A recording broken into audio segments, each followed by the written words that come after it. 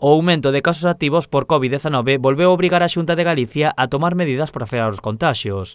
E de novo, o sector máis prexudicado por estas restriccións é o da hostalería e o ocio nocturno.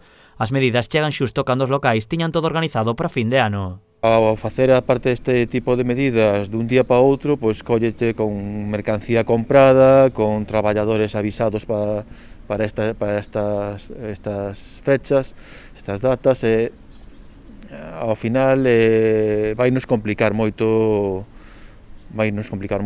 seguir traballando para o ano que ven, non? A maioría dos locais cancelaron as súas festas de fin de ano.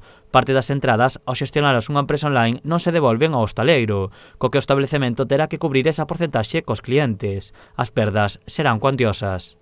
A ver, as perdas son cuantiosas, é dicir, no caso do Harbour, por exemplo, tiñamos vendido o 80% do aforo, bueno, pues, evidentemente, ahora hai que devolver todos eses cartos desas entradas, a maiores, pues, o que comentábamos, de que tiña esa previsión de mercancía xa estocada, pero bueno, eso quedará aí para cando podamos volver outra vez a traballar. Os hostaleiros lamentan que o Comité Clínico tome estas decisións agora e non hai uns meses para evitar as restriccións nunha época clave para a hostalería. Eu penso que cos datos que eles manexan podían habelo feito de outra maneira, incluso igual haber pechado antes para que nesta época de fin de ano e do Nadal puderamos traballar razonablemente.